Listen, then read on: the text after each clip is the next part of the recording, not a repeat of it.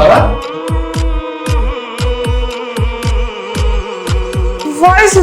তুমি এখানে তোমার চিটাগাং থেকে 7 দিন পর আসার কথা ছিল, তো হঠাৎ কিভাবে আমাকে না জানিয়ে চলে এলে? আমার চিটাগাং থেকে আরো 7 দিন পর আসার কথা ছিল। ভেবেছিলাম যে তোমাকে হঠাৎ করে এসে চমকে দিব, তোমাকে সারপ্রাইজ দিব, কিন্তু আফসোস আমি নিজেই সারপ্রাইজ দিব। কে এই ছেলেটা? কে ছেলে? ও তো আমার বন্ধু। আসলে তুমি তো 7 দিনের জন্য বাইরে গিয়েছিলে, তাই ওকে আমি বাসায় ডেকেছিলাম। কি করবো, একা একা বোরিং লাগে, ওই এসে আমার সাথে গল্প করছিল। এই ছেলে তোমার ফ্রেন্ড না বয়ফ্রেন্ড সেটা আমি খুব ভালো করে জানি, কারণ আমি বাসায় ঢুকে নিজের চোখে সবকিছু দেখতে পাচ্ছি যে তোমরা দুজন বসে বসে কি করতেছো। সোফার মধ্যে বসে বসে রঙ্গলে করতেছিলা, নষ্টামি করতেছিলা। ছি ছি জানাচ্ছি, তোমার ক্যারেক্টার এত লেস হয়ে গেছে। হ্যাঁ, ভালো হয়েছে, তুমি নিজের চোখে দেখছো, অনেক ভালো করছো। কেন করবো না? হ্যাঁ, তুমি তো তোমার ব্যবসায়িক কাজের জন্য 24 ঘন্টা বাইরে থাকো, 7 দিন 14 দিন বাইরে থাকো। আমার কথা ভাবো, আমাদের নতুন বিয়ে হয়েছে, আমারও তো কত স্বপ্ন। আমার হাজবেন্ডের সাথে আমি বাইরে ঘুরবো, এই জায়গায় যাবো, সেই জায়গায় যাবো, শপিং করবো। আমি কি আমার কোনো স্বপ্ন পূরণ করতে পারি? পারি না। তোমার কাছে টাকাটাই ইম্পর্টেন্ট। তুমি আমাকে কতটুকু মূল্যায়ন করো? হ্যাঁ, অনেক সব হাজবেন্ডের দেখো বউকে কত সময় দেয়, বউকে কত ভালোবাসে, আর তুমি আমাকে ভালোবাসো ঠিকই, কিন্তু বেশি মূল্যায়ন টাকাকে করো, টাকাকে প্রায়োরিটি বেশি দাও।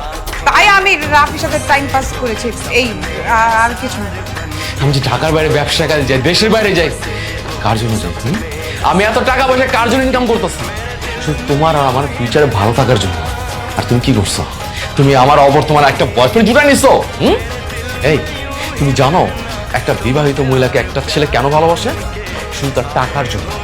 তুমি আজকে আমার সংসার থেকে নেমে যাও, দেখবে তোমার এই বয়ফ্রেন্ড গুলো সুরসুর করে পালিয়ে যাবে, তোমাকে চিনবেও না। আসলে তোমাদের মতো আমাদের সমাজে কিছু বিবাহিত মহিলা আছে যারা এই ভুলটা বেশিরভাগ করে থাকে। ভাবে কি জানো যে পরপুরুষ তাদেরকে জীবন চেয়ে বেশি ভালোবাসে, আর তাদের হাজবেন্ডরা তাদেরকে ভালোই বাসে না, শুধু কাজের পেছনে ছোটে। কিন্তু সারাদিন তাদের হাজবেন্ডরা কেন কাজের পেছনে ছোটে, কেন টাকা ইনকাম করে, সেইটা বোঝার ক্ষমতা যদি সবার থাকতো তাহলে তারা কখনো বরকে চলতো না। আমার এখন নিজের উপরে আফসোস হচ্ছে, কেন জানো? কারণ আমি তোমার মতো মেয়েকে ভালোবাসছি, ভালোবেসে বিয়ে করে সারা জীবন সংসার করার স্বপ্ন দেখছিলাম। আমার মা আমাকে অনেকবার না করছিল যে তোমাকে বিয়ে করতে না। আমি কার কথা শুনি নাই, কারো কথা না শুনে তোমাকে ভালোবেসে আমি তোমাকে বিয়ে করছি। আমি ভাবছিলাম তুমি সারা জীবন আমার ভরসা টিকিয়ে রাখো, কিন্তু তুমি আমার সাথে কি করলো? আমার সাথে বেইমানি করলো, আমার ভরসা ভেঙে দিলা।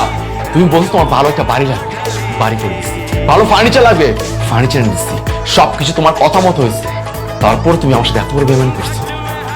তুমি কাজটা একদম ঠিক করো নাই।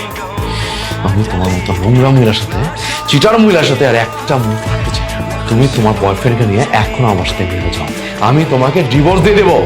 না না ফয়েজ, প্লিজ, তুমি ডিভোর্সের কথা মুখে একবার উচ্চারণ করবে না। আমি ভুল করে ফেলেছি, ওর আশকারা পেয়ে আমি ওর প্রেমে পড়ে গিয়েছিলাম। প্লিজ ফয়েজ, তুমি ডিভোর্সের কথা বলো না, আমাকে তুমি মাফ করে দাও। লাস্ট বারের মতো আমাকে একবার সুযোগ দাও। তুমি আমাকে ভালোবাসো না? আর কি বললা?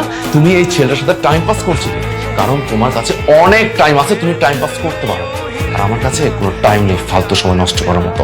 আর এখন আমি কোনো ফালতু মানুষের জন্য ফালতু টাইম নষ্ট করতে চাচ্ছি না। তুমি এই ছেলের সাথে টাইম পাস করতে চাইছো না?